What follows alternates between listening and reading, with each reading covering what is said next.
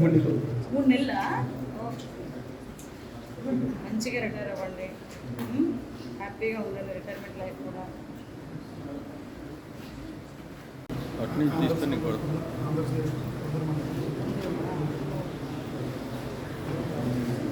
Maximum ఈ ట్రాక్లో పడితే చిన్న చిన్న అవసరాల గురించి, ఇంట్లో కుటుంబ పరిస్థితుల గురించి చెప్పేవాళ్ళు లేక, సో ఇప్పుడు కంపల్సరీగా ఇక్కడ నుంచి వెళ్ళేటప్పుడు మీరు చేంజ్ అయ్యారు.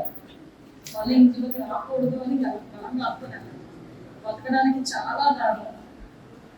ప్రాపర్ వేలో బతకాలి. ఒకసారి మిమ్మల్ని ఎలా నేను చూడకూడదు. ఓకేనా? Thank you. ఈరోజు అన్న చెల్లెలకి, అక్క తమ్ములకి, అదేవిధంగా ఈరోజు మహిళలందరికీ కూడా ఎంతో అంటే చాలా ఎమోషనల్తో కూడిన ఈ రాఖీ పౌర్ణమి. అందరూ కూడా వాళ్ళ అన్నయ్యల దగ్గరికి, తమ్ముళ్ళ దగ్గరికి వెళ్ళి మరీ రాఖీలు కట్టించుకొని వాళ్ళ తాలూకు ఆదరాభిమానాలు పొందడానికి, అదేవిధంగా వాళ్ళ ఆశీర్వాదాలు పొందడానికి మహిళలందరూ కూడా ముందుకు వచ్చే ఒక మంచి పర్వదినం ఈరోజు ఈ కార్యక్రమాన్ని ప్రత్యేకంగా ఈరోజు సెంట్రల్ జైల్లోనూ కొంతమంది ప్రిజనర్స్తోని ఈరోజు అది నేను చేసుకోవాలి, అట్ ద సేమ్ టైం వాళ్ళకు ఒక పరివర్తన రావాలనే ఉద్దేశంతో ఇక్కడికి రావడం జరిగింది.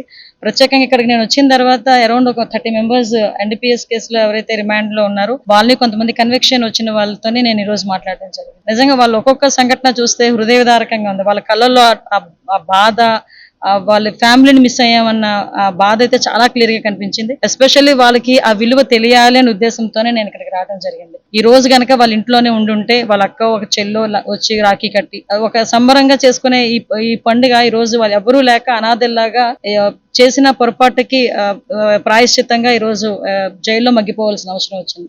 కాబట్టి ఇలాంటి వాళ్ళందరూ ఫర్దర్ గా చేయకూడదు, చేసే పరిస్థితులు కూడా రాకూడదు అని ఒక మెసేజ్ ఇవ్వడానికి, వాళ్ళకి కూడా ఒక పరివర్తన తీసుకురావడానికి భాగంగా ఈ రోజు నేను ఇక్కడికి రావడం జరిగిందని మీ అందరికీ తెలుసు. ఈగలు ప్రత్యేకంగా దీని మీద దృష్టి పెట్టి ఈ రోజు అన్ని కార్యక్రమాలు కూడా మేము చేస్తున్నాం. గంజా మీద ఉక్కుపాదం అవ్వడమే కాదు, మొత్తం అంతా క్లియర్ చేయాలని ఉద్దేశంతో ఉన్నాం. అందువల్ల ఇందాక ఒక అబ్బాయి అంటున్నాడు నాతో, అబ్బాయి అమ్మ నాకు తెలియదు, నేను మా ఇంట్లో షెల్టర్ ఇచ్చాను, అది కూడా పొరపాటు NDPS యాక్ట్ లో. సో అన్ని కూడా చెప్పడం జరిగింది. వాళ్ళందరూ కూడా ఒక ప్రామిస్ కూడా చేస్తున్నారు, ఫర్దర్ గా ఇలాంటి పనులు చేయమని చెప్పి.